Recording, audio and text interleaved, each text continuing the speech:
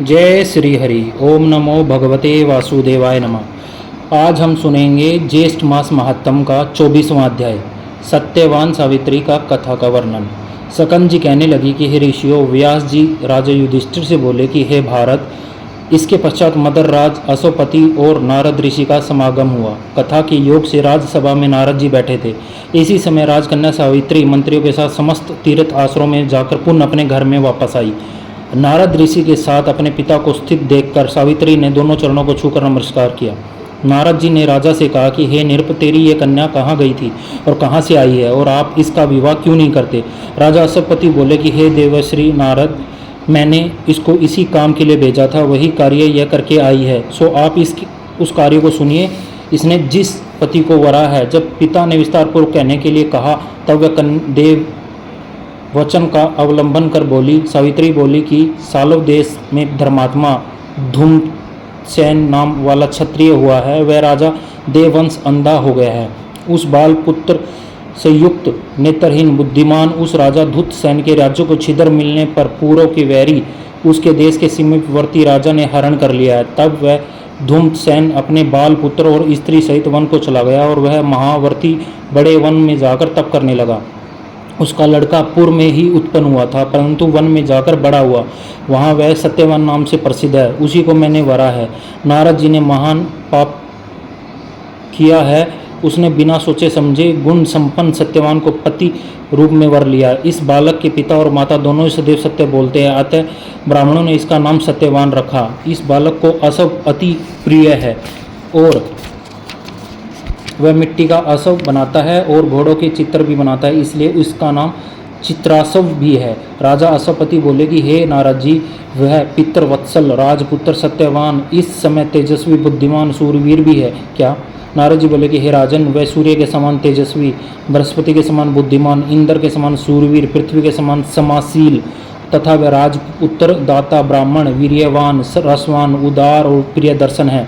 वह दान में इस समय अपनी शक्ति राजा अरंती देव के समान, उसनर पुत्र शिवी के समान ब्राह्मण है और सत्यवादी है। वह बलि धूम्रसेन ययाति के समान उदार, चंद्रमा के समान प्रिय दर्शन, रूप में अश्वनी कुमार के समान, वह दान तप क्लेश का सहनशील, मृदु सूर सिद्ध जितेंद्रिय और तपशील का निधि है। अश्वपति बोले कि हे नारद जी, आप उस बालक को समस्त गुणों से युक्त कहते हैं, यदि उसमें कोई दोष हो तो वह भी आप मुझसे कहिए। नारद जी बोले कि हे राजन, उसके सब गुणों को दबा देने वाला एक ही दोष है और दूसरा कोई नहीं है। वह दोष है कि वह क्षीण आयु सत्यवान आज से 1 वर्ष बाद शरीर त्याग देगा। राजा अश्वपति ने कहा कि हे सावित्री, हे शोभने, इधर आओ और दूसरे को वरने जाओ। उस सत्यवान में समस्त गुणों को दबाने वाला एक ही दोष है कि वह अल्पायु है और वह बालक 1 वर्ष में देह त्याग देगा, ऐसा मुझे नारद जी ने कहा है। सावित्री कहने लगी, हे पिताजी, राजा लोग एक बार ही बोलते हैं और पंडित लोग भी एक बार ही बोलते हैं तथा कन्या एक ही बार वर्ती है। यह तीनों कार्य एक ही बार किए जाते हैं, चाहे वे दीर्घायु हो या अल्पायु हो, सगुण हो निर्गुण हो। मैंने एक बार पति को वर लिया, अब दूसरा पति नहीं वरूंगी। मन से कार्य निश्चित होने पर ही किया जाता है और वचन से कहा जाता है, उसके बाद ही कर्म किया जाता है। उसमें प्रमाण भूत मेरा मन है। हे तात, मेरे इस मानस विचार का ध्यान रखकर जो कर्तव्य हो वह करना चाहिए, सो ही आप कहिए। नारद जी बोले कि हे नर श्रेष्ठ, सत्यवान के विषय में सावित्री का विचार शिथिर है। जिसकी बुद्धि निश्चित रूप से दूसरे पुरुष में नहीं जाती, उसको किसी प्रकार से भी इस धर्म से पृथक नहीं किया जा सकता।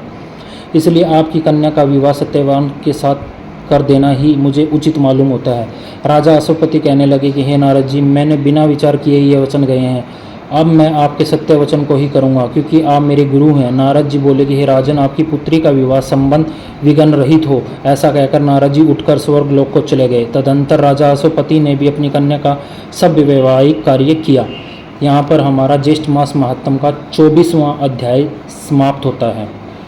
अब आगे हम सारी सावित्री जी के बारे में, उनकी सतीत्व के बारे में पढ़ेंगे कि कैसे एक औरत अगर सावित्री जैसी हो जाए, एक ही मर्द पर रहे, तो वह यमराज से भी अपने पति को छीन लाती है। विचारों का संयम।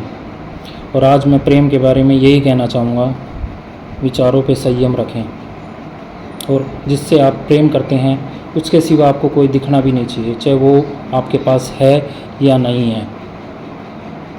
आजकल बहुत कुछ चला हुआ है, बहुत ट्रेंड चले हुए हैं, सिचुएशनशिप पता नहीं क्या क्या, लेकिन मेरा मानना यही है, मैं ओल्ड स्कूल हूँ मतलब मैं पुराने विचारों का मान लो, जिससे प्रेम करो उसी पे रहो, वो आपकी हो या ना हो।